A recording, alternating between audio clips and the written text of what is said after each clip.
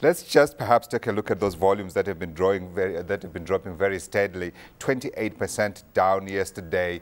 Really, it is time to close shop. Well, I don't think it's time to close shop just yet. It's normal. I think it's a trend that is usually witnessed around this time of year in the last quarter.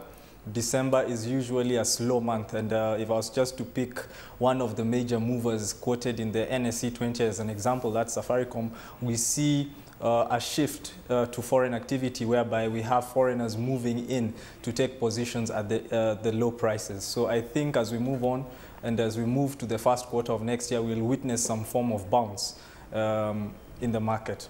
I would imagine if you were a retail investor looking at this market now, if you had money to spare, surely this is the time to buy now. Buy now before the bounce comes up, as you say, in the new year.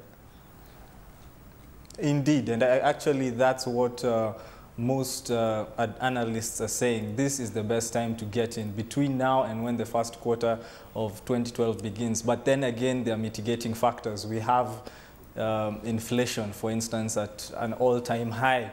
This means Kenyans have less money in their wallet to spend on investment, and most of it goes to meeting basic needs.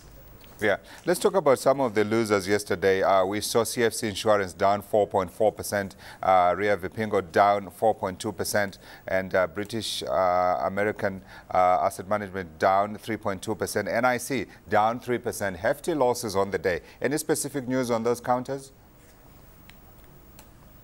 Well, some have some corporate actions affecting them. Most of those counters are trading ex-dividend. There's nothing which would really push demand for them other than the low prices. Looking at a counter like Ria Vipingo, it's something which has it's a counter which has few shareholders compared to a company like, say, NIC. So looking at the market activity, it's usually influenced by specific buys and sells.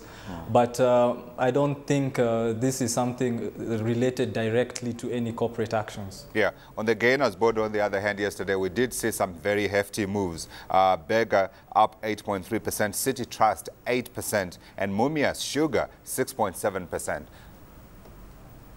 Yes, and that is expected, really, especially Mumias Sugar Company having a high capitalization in the NSE really moves quite a huge number of volumes. It's not a surprise. And looking also at the fundamentals of the company, a lot is expected when we move into 2012. And I think right now at the current price, it's trading at an overly cheap price to earnings ratio. Absolutely. Let's talk about next year. You did allude to the fact that you potentially see a bounce early next year. What's your focus for the NSE 20 at least for 2012 in percentage terms? Well, I would mark it at anything between 10 and 15% within the first quarter. Of course, there are factors which have to be considered, mainly currency stability. We have also to look at the external factors like the political arena. Next year we have the general election. We also have other factors which are affecting us locally. So I think 10 to 15% would be a sound estimate of an improvement in the first quarter at least. What about for the rest of the year? Is it so uncertain that you can't give us a markup for 2012? Well, for the rest of the year, I would peg it at a much higher rate than we witnessed in the last time we had a crunch. Yeah. Because if you look at the NSE 20 right now, it's trading at about, the NSE 20 was about 3,000, maybe 50 points. About 3,200 points is what it was when we were at the worst time in 2007. December. So I think we're much better off than that, and I think growth prospects are much better. We could see a return to 3,500 plus by mid-year. But it's the politics that's going to probably hold sway there. So I saw a couple of headlines that came out of Kenya today. One that caught my attention is the Real Estate Investment Trust coming to the Nairobi bourse. The Capital Markets Authority is working on the regulations now before enactment, possibly next month. How popular do you think this will likely be, given the Kenyan environment where we know the retail investor is key, and I don't know how much they understand the property market? Well, that information has always been dicey when it comes to the real estate, especially when you're talking of the retail investors. But I think this is a good move. It may be a bit too early to say how it will go. It's something new.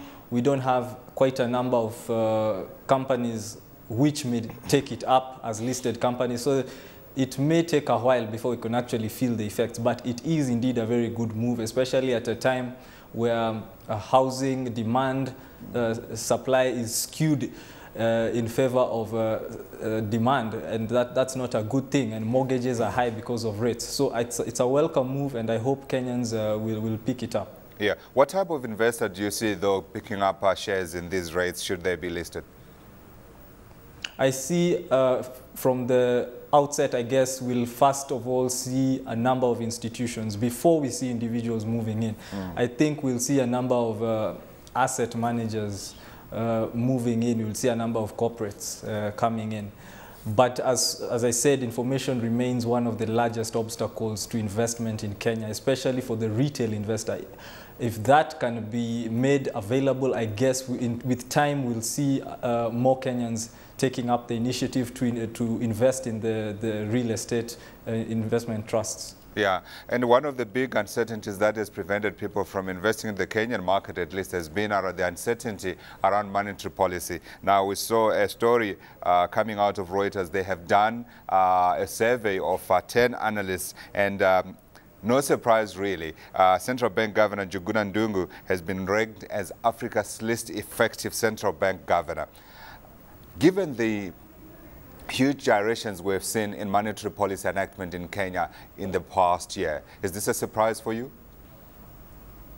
Well, it's a bit, it's hard to tell whether, what criteria was used, I don't know. But based on, solely on what we have witnessed, based on performance, I guess it's only fair to say that, yes, he may have been not the best, not necessarily the worst, but at a time where he was expected to take a contractionary monetary stance, he went ahead and did the opposite and took an expansionary one, which propelled inflation and weakened the currency and put us in the current situation where we were in. He was too passive, and I think right now we are paying for it. Absolutely. Let me just give you an insight into some of the issues that they considered. It was transparency, independence, efficacy, and consistency of monetary policy. And I suppose on the consistency of monetary policy alone, that would have sunk him, certainly, yes.